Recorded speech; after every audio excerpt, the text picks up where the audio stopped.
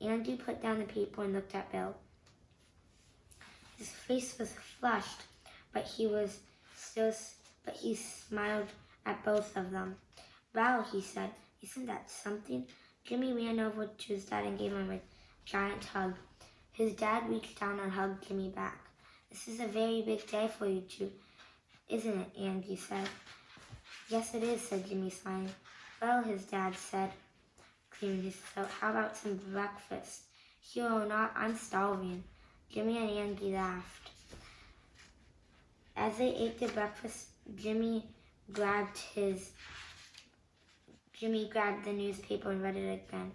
He didn't tell his dad, but he wanted to keep the article and frame it.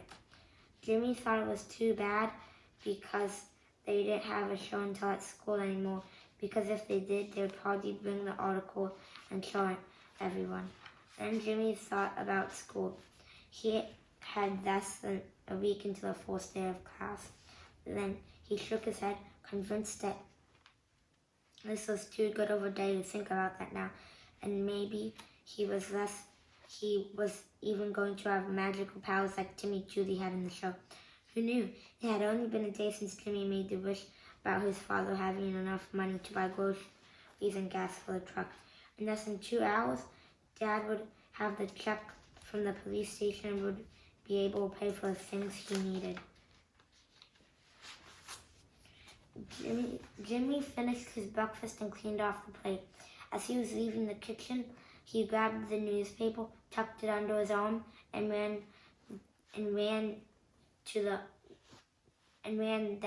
down the hall to his room and shut the door behind him. He took the newspaper out from under his arm, looked at the article one more time, and smiled. He thought for a moment about his mom and looked over at his dresser where he kept her photo. He knew that if she were here right now, she would be very proud of his dad, and that made him grin. Jimmy folded the newspaper, lifted up his mattress, and slid the newspaper between his box spring and the mattress. After he hid the newspaper, Jimmy heard his dad say that they had to leave for the police station in 20 minutes. Jimmy hurried to get dressed, brushed his teeth.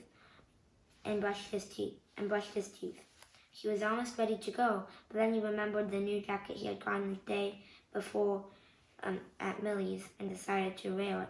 He opened his closet and saw the glow-in-the-dark shirt on the floor and remembered that he still had to wash his clothes before school started. It was still early, and he knew that he would have time to do it later with his dad, so he left the shirt on the floor, grabbed his jacket, and slipped it on before he headed out of his room. "Wow, don't you look great?" Jimmy's dad said. "You look like one of those football players over at Sky High School." "Really?" Jimmy said, sounding excited. "That would be great," Jimmy thought. "I'll make my next wish to be good at school sports." It would be great if that wish came true. Jimmy could see that his dad was nervous as they drove to the police station. He wanted Angie to come, but he knew he had to get some things for the donut shop. He watched his dad drive the truck and noticed that he was wearing one of his nicest shorts. Jimmy reached over and fixed the side of Dad's collar that was sticking up. "Thanks, Jimmy," his dad said. "You're welcome, Dad. Are you excited about today?" "I'm more nervous than excited. And to be honest with you, I feel strange about accepting the reward money. Anyone in the neighborhood would have done the same thing, I'm sure of it." "Well, Dad, everyone says you're here, so I think you better just get used to it." Jimmy said that I would chuckle. "Okay, buddy, I'll try." As they pulled up to the police station to receive the award, Jimmy noticed that there were several news vans parked in front. There was even one from the local news station, KWWP. "Oh my goodness, what have we here?" Jimmy said. "I hope this isn't meant for me," he added, driving cautiously in front of the station. He parked the truck and took a deep breath to calm himself. "When you get out of the truck, son, I want you to stay close to me, okay?"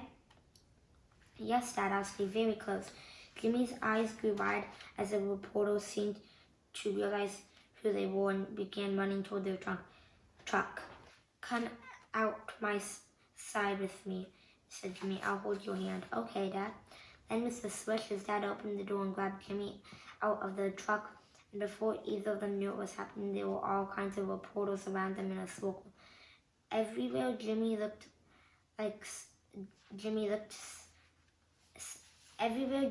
someone had a microphone, a camera, or a video camera. It was so loud that Jimmy could barely hear what anyone was saying. They were all trying to ask questions at the same time. Bill politely held his hand up with a nervous kind of laugh and said as loud as he could, "Hold on now, hold on. I would love to answer your questions, but I can't understand a single thing any of you are asking me. Now I'll stay here as long as you want me. Within reason, I'll answer your questions, but you need to speak one at a time." Bill looked around and pointed at one of the portals and said, "How about you, sir?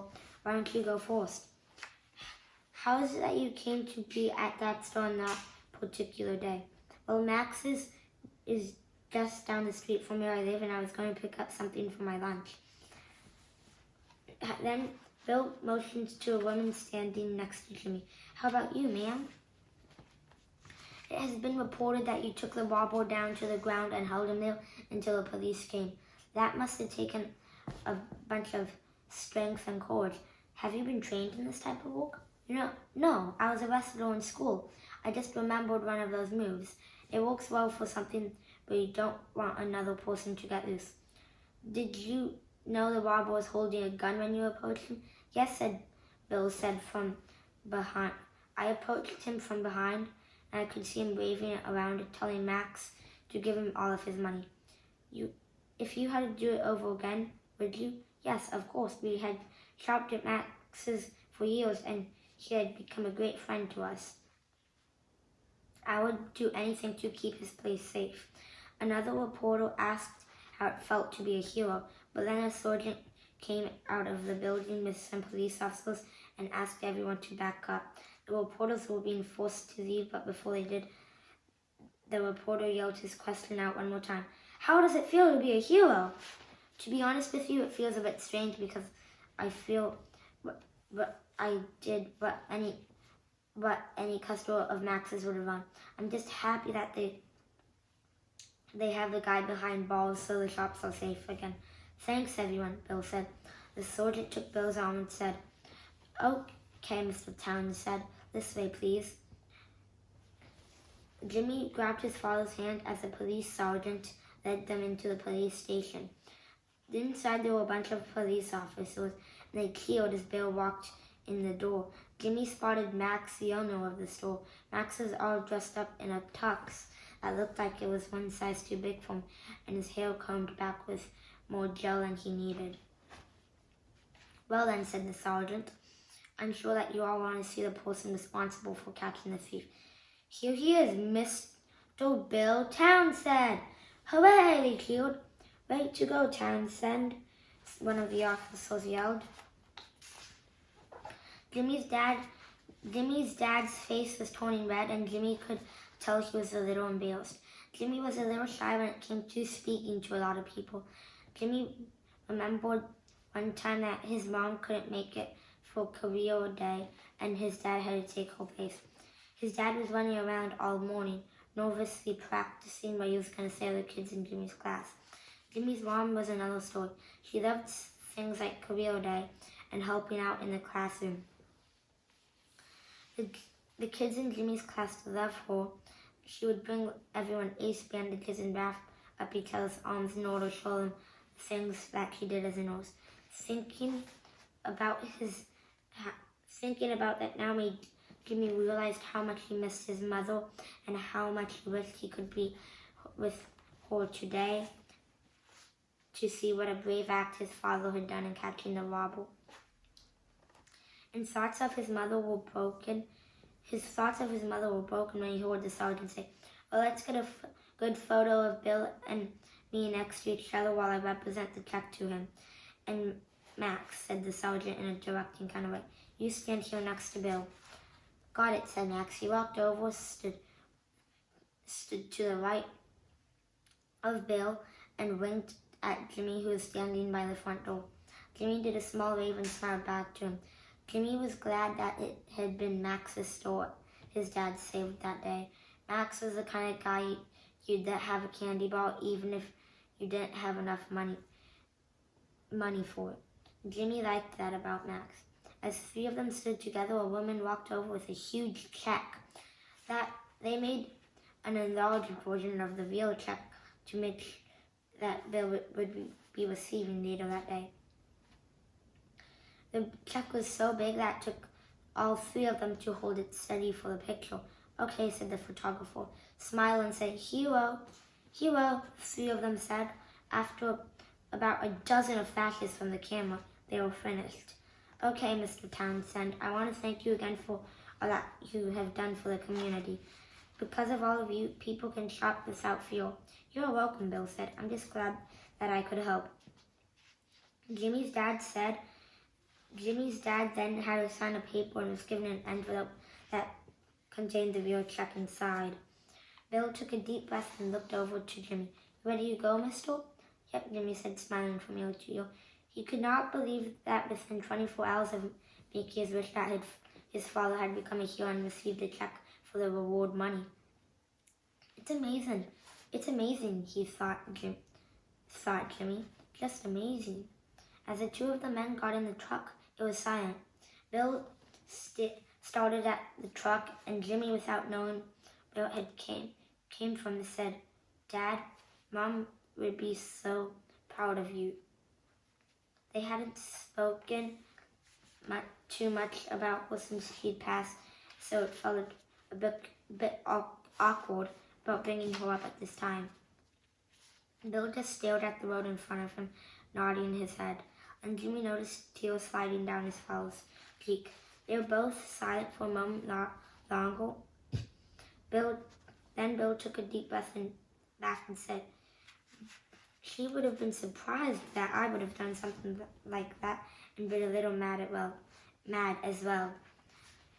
A smile curved on the side of his mouth. Jimmy chuckled. She probably wouldn't have been too happy to hear that you wrestled the guy with a gun to the ground. Jimmy's dad said, you got that right, buddy.